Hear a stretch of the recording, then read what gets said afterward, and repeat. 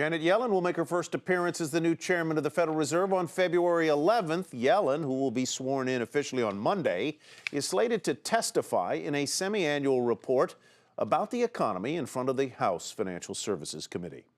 Meanwhile, today is Ben Bernanke's final day as chairman of the Fed after 8 years of leading the central bank. Steve Liesman takes a look at Bernanke's 2 tumultuous terms and his legacy.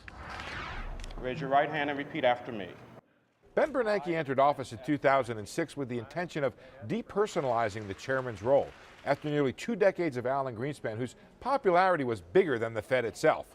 But in his full-throttle response to the nation's worst financial crisis since the Great Depression, Bernanke looks to have done more to change the Fed in 8 years than Greenspan did in 18. I believe that when the history books get written, the innovations that were made in this crisis will be recognized as changing the way in which central banks deal with financial crises.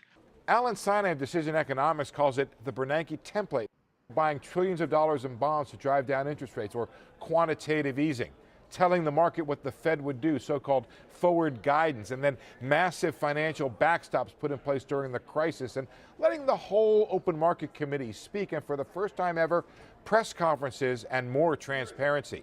Some of these Bernanke did because he was mandated by the new financial reform law. Others were born of necessity during the crisis. But Anil Kashyap from the University of Chicago says Bernanke adopted the policies quickly, and when the Fed changes, the world changes too. The degree to which central bankers all across the world look to him for sound advice and smart policy making is remarkable. For some, Bernanke did too little. For some, he did too much, and his forecasting sometimes left something to be desired. The Federal Reserve is not currently forecasting a recession. We are forecasting slow growth.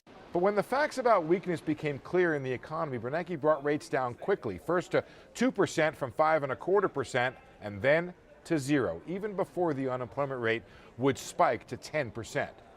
When Bernanke ran out of interest rates to cut, he put academic theory to work and bought bonds to push down rates.